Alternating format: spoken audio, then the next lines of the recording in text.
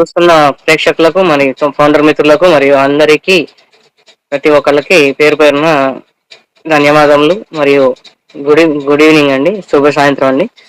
So next ఇక్కడ ఉన్నటువంటి lack of knowledge కొంతమంది వాళ్ళ యూట్యూబ్ ఛానల్లో వాళ్ళకి ఇష్టం వచ్చిన రీతిలో పంచుకుంటూ వెళ్ళిపోతున్నారు.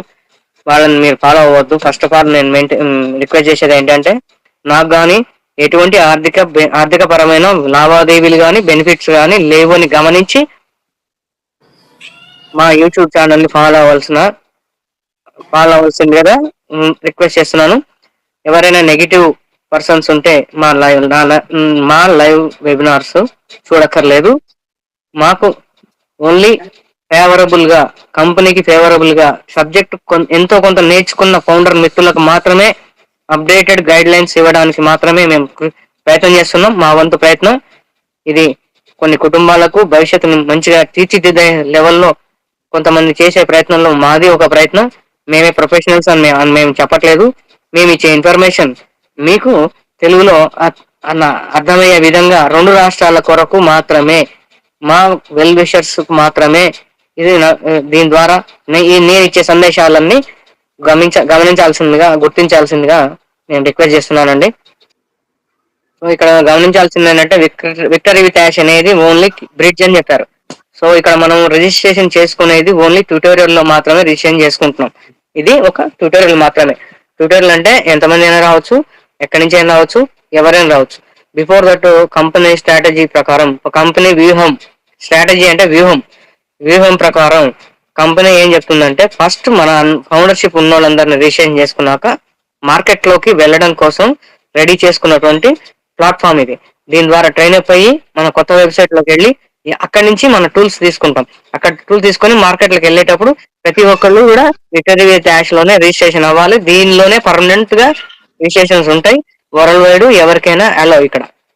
కానీ ఇక్కడ ముందు మనకు ఏదైతే అప్లికేషన్ సర్వే 3లో ఏదైతే అప్లికేషన్ మనం సబ్మిట్ చేశామో దాంట్లో ఉన్న క్యాలిక్యులేషన్స్ ప్రకారం మాకు 6 లక్షల మంది ఫౌండర్షిప్ కానీ అఫిలియేట్స్ కానీ మాతో ఉన్నారు అని నిరూపించుకున్నటువంటి అప్లికేషన్ ద్వారా మేము వాళ్ళకి ప్లేస్మెంట్ ఇచ్చేసి వాళ్ళకి ట్రైనప్ ఇస్తాము. వీళ్ళందరూ మాకు పాజిటివ్ గా ఉన్నారు, మాతో రావడానికి సిద్ధంగా ఉన్నారు అని చెప్పేసి యాష్ సార్ చెప్పడం జరిగింది. అట్ ద సేమ్ టైం మనం లీగల్ గా మనం వైండ్ ఓవర్ అయిపోయాం కంపెనీకి మనం వాళ్ళు ఇచ్చే ట్రైనింగ్ కానీ ఏదైనా తీసుకోవడానికి కానీ, చెప్పినా వినడానికి కానీ, ఏదైనా చేయడానికి అన్ని లాస్ట్ వెబినార్ లో చెప్పినట్టు దాంట్లో ఆ 10 క్వశ్చన్లకు 11 క్వశ్చన్లకు అప్లికేషన్ ఏదైతే ఉందో దానికి ఈక్వలెంట్ గా మనం బైండ్ ఓవర్ అయిపోయి ఉన్నాం. నెక్స్ట్ వాళ్ళు ఏం చెప్తే చేయడానికి మనం చేసుకుంటూ వెళ్ళిపోతుంటాం. At the same time last webinar లో చెప్పినప్పుడు 11:30 వచ్చినప్పుడు వెబినార్ లో మీకు కావాల్సిన జరిగిపోతుంటాయి ప్యారలల్ గా. అట్ ద సేమ్ టైం మిమ్మల్ని కొన్ని వేల డాలర్లతోటి నింపేసి మీ ద్వారా $200 ఫర్ ఎగ్జాంపుల్ డిసెంబర్ 2 కట్టండి అంటే మీరు ఆనందంగా కట్టేస్తారని చెప్పేసి యాష్ గారు చెప్పడం జరిగింది. ఆ క్లిప్పింగ్ అందరికీ తెలుసు, నేను ఆల్రెడీ గ్రూప్ లో పెట్టాను. ఆ జరిగిన క్లిప్పింగ్ మన అక్టోబర్ 21వ తారీఖున ఉన్నటువంటి నైట్ 11:30 దాంట్లో పలానా నిమిషం నుంచి పలానా నిమిషం మాట్లాడాడు అని చెప్పేసి ఆల్రెడీ మెన్షన్ చేయడం జరిగింది వాట్సాప్ గ్రూపుల్లో. మళ్ళీ లైవ్ వెబినార్ దాన్ని మళ్ళీ రిపీట్ చేసుకుంటే 1 గంట 11 నిమిషాలు ఉన్నది ఏదైతే ఉన్నదో అది రిపీట్ చేసుకుంటే మీకు అర్థమవుతుంది. ఇది only bridge. So victory with Yash అనేది ఓన్లీ బ్రిడ్జ్. ఇది కమర్షియల్ సంస్థ కాదు, ఇది వ్యాపార సంస్థ కాదు. వ్యాపార సంస్థ అయితే డెఫినెట్ గా మన కేవైసీతో పాటు పాన్ కార్డు కూడా అడిగి ఉండాలి. పాన్ కార్డు దేనికి అవసరం లేదు, స్టూడెంట్ కి పాన్ కార్డు అవసరం లేదు. ఎక్కడ స్టూడెంట్ కైనా కమర్షియల్ గా డబ్బు లావాదేవీలు ఉంటేనే పాన్ కార్డు ఉండాలి. ఎక్కడ ట్రైనింగ్ సెంటర్లో అయినా మనం పేరెంట్ కడతాడు, స్టూడెంట్ వెళ్తాడు. ఇక్కడ ఏంటి free education for victory with Yash లో వచ్చే వాళ్ళందరికీ అన్నాడు. అంటే ఎవరైనా ట్రైనప్ చేసుకోండి, అది ఫౌండరే కావచ్చు, అఫిలియేటే కావచ్చు, పబ్లికే కావచ్చు. సో ఇక ట్రైనింగ్ సెంటర్ అనేది ఫ్రీగా నడవబడుతున్న దాని ద్వారా వచ్చేటువంటి టూల్స్ తీసుకొని మీరు పబ్లిక్ లో వాడుకోండి. మీకు ఎవరికైనా రిఫర్ చేయాలనిపిస్తే చేయండి, అది మీ త్రూ లింక్ ద్వారా అలా అని చెప్పేసి ఒకేసారి 6 లక్షల మందిని నేను యాక్సెప్ట్ చేసి 6 లక్షల మందికి ఒకేసారి 10 ఐడి లింకులు ఇచ్చేస్తే, రిజిస్ట్రేషన్ చేస్తే ఈ తొందరపాటు వల్ల హ్యాంగ్ అయిపోతుంది సిస్టమ్ అని చెప్పేసి విడుదల వారిగా ఇస్తాను అని చెప్పేసి యాష్ గారు చెప్పడం జరిగింది. ఎక్కడ చెప్పారు? ఓన్యూస్ 18లో చెప్పారు. ఓన్యూస్ 18 వచ్చిన వెంటనే లింకులు వచ్చినాయి. ఇంకా ఓన్యూస్ 18 గురించి మర్చిపోయారు మొత్తం. సో ఇక్కడ ఓన్యూస్ 18లో ఏముంది క్లియర్ గా, 1:02 వచ్చింది. అది డిస్ప్లే అయింది 1:30కి డిస్ప్లే అయింది మనకు.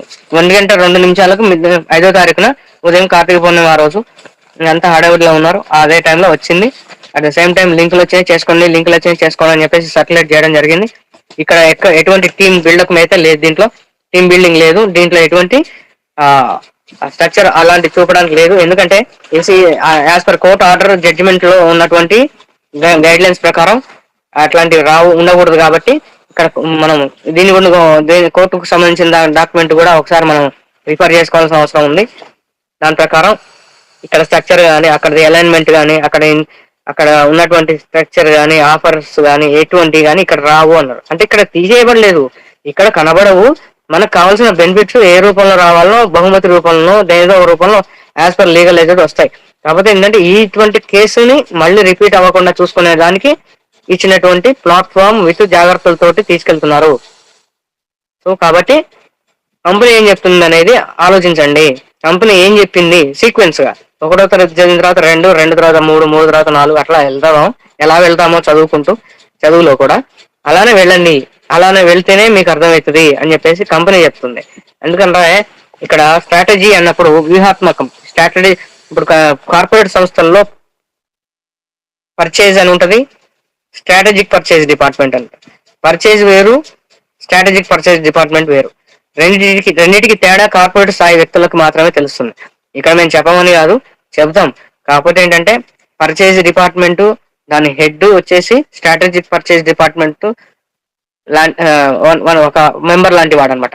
అంటే అందరిని మీటింగ్ లో పిలవకుండా ఒక్కరిని వాళ్ళ ఇన్ఛార్జిని మాత్రమే పిలిచి అలాంటి డిపార్ట్మెంట్ లో అలాంటి వ్యక్తులు 4-5 ఉండేటువంటి కంపెనీ స్ట్రాటజిక్ అంటే వ్యూహాత్మక ప్లానింగ్ ఏ విధంగా చేసి వీళ్ళ గైడెన్స్ ఇచ్చి ఆ టీం ని ముందుకు ఎలా నడిపిస్తుంది, ఆ మొత్తం టీం ని ఒక ఇద్దరు ఇన్ఛార్జ్ల 3 ఇన్ఛార్జ్ల పెట్టుకొని ఒక టీం ని పెట్టుకొని వాళ్ళందరినీ కలిసి ఎలా నడిపించాలనే గైడ్ లైన్స్ వీళ్ళకి ఇస్తారు. అంటే వ్యూహం వీళ్ళకి ఇస్తారు, వాళ్ళతోటి ఎలా పని చేయించుకోవాలో అసిస్టెంట్స్ విత్ వాళ్ళ కింద పనిచేసే ఎంప్లాయీస్ ద్వారా చేయించుకొని ఈ వర్క్ ని ఎలా చేయిస్తారో మాకు తెలియదు, మీరు చేయించండి, మీకు ఇచ్చిన టార్గెట్ ఇది, ఈ టార్గెట్ ప్రకారం ఇలా చేయండి. అంటే అది వ్యూహాత్మకమైనటువంటి ధోరణిలో వెళ్తున్నటువంటి కంపెనీని ఇది వరల్డ్ వైడ్ లీగాలిటీ ఉన్న కంపెనీ అని చెప్పేసి అందరు గుర్తుంచుకోవాల్సిన అవసరం ఉంది. At the same time news 18 ఏం చెప్పారంటే మనము ఇక్కడ గుర్తుంచుకోవాల్సింది ఏంటంటే విక్టరీ విత్ యాష్ అనే పదాన్ని న్యూస్ 18 మెన్షన్ చేయడం జరిగింది. ఫస్ట్ టైం కంపెనీ ఆన్బాజు ఐడిలో వచ్చేటువంటి అప్డేట్స్ ఏవైనా సరే న్యూస్ ద్వారా వస్తాయని చెప్పారు. న్యూస్ ఏదైతే ఉందో 16, 17 అండ్ సీరియల్ గా వస్తున్నాయో అవన్నీ కంటిన్యూ వస్తూనే ఉంటాయని చెప్పారు. కంపెనీ ఎక్కడికి పోలేదన్న చెప్పారు, ఎక్కడికి తీసేయబడలేదని చెప్పారు, అది అక్కడనే ఉందన్నారు. అది పార్కింగ్ లో ఉన్న డ్యామేజ్డ్ కార్ అని చెప్పారు. దాంట్లో ఉన్న పార్ట్స్ మనకు పనికొస్తాయి, దాంట్లో ఉన్న వాటిని రిపేర్ చేసి నడపడానికి పనికి రాదు కానీ కూర్చోడానికి దాంట్లోని సీటింగ్ కానీ ఏదన్నా దాంట్లో ఉన్నాయి ఫెసిలిటీస్ ని కదలకుండా ఉన్నటువంటి కార్ లో కావాల్సిన బెనిఫిట్స్ మనం పొందవచ్చు. ఒకవేళ వర్షం వచ్చినా దానికి లోపలికి వెళ్తే తడవకుండా ఉండవచ్చు, మనకు కావాలంటే చల్లేస్తే దాంట్లోనే కూర్చొని డోర్లు వేసుకొని ఉండవచ్చు. ఇలాంటి ఫెసిలిటీస్ అంటే మనం కదలాల్సిన అవసరం లేనటువంటి వస్తువుల కిందనే మనం వర్షాకాలంలో కానీ ఎక్కడ కానీ ఒక గొడుగు లేని పక్షంలో ఇలాంటి వాటి దగ్గర తల దాచుకుంటాం. సో కంపెనీ ఇచ్చేటువంటి బెనిఫిట్ పొందడానికి ఆ బెనిఫిటే మీకు వర్షంలో తడవకుండా ఉండేటిదే, మిమ్మల్ని తడవకుండా ఉంచేదే బెనిఫిట్ మీకు దాని కిందకి వెళ్ళినప్పుడు. అలాగే ఎండాకాలంలో ఎండకు మాడిపోకుండా ఉండడానికి కావాల్సినటువంటి నీడని ఇచ్చేదే ఆ బెనిఫిట్. అలాంటి బెనిఫిట్స్ మనకు తెలియకుండా సబ్ కాన్షియస్ లో వస్తుంటాయి. సబ్ కాన్షియస్ అంటే మనం ఆటోమేటిక్ గా మనం మాట్లాడుతూ మంచిగా తాగేస్తాం. సో అది సబ్ కాన్షియస్.